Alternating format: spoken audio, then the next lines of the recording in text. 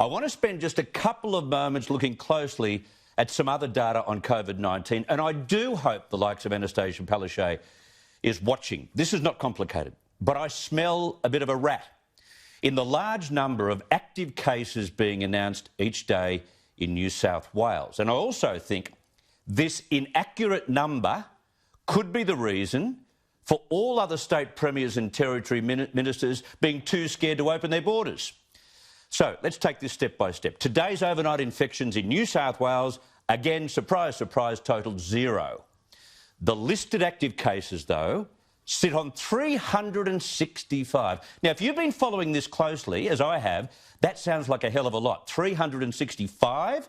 How can that be?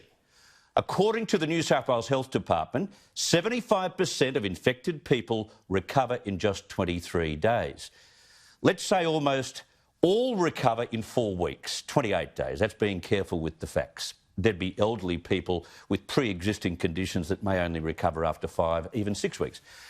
But how many people in New South Wales were infected over the past 4 weeks, 28 days, the high-level recovery time? 4 weeks. Well, if you roll back through the list, the total in 4 weeks is just 69, half of whom would be recovered by now, according to the recovery estimates. In fact, overseas inbound travellers are only quarantined for 10 days. The New South Wales active case number should be around 35 or less, not 365, 35. So no wonder Anastasia Palaszczuk and her ilk, are scaredy cats.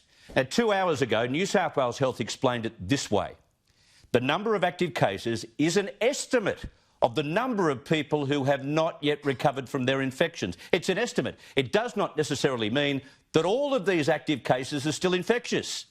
This is because recovery status in New South Wales is assessed 3 weeks after onset of illness when the person is re-interviewed.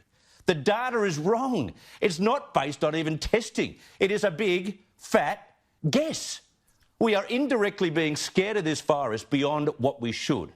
Now, I'm all for sending warnings about COVID-19, but you can't tell porkies. It's bollocks and should be corrected ASAP, which would mean Australia has less than 150 infections, the entire country, because this is the Where's Wally of viruses.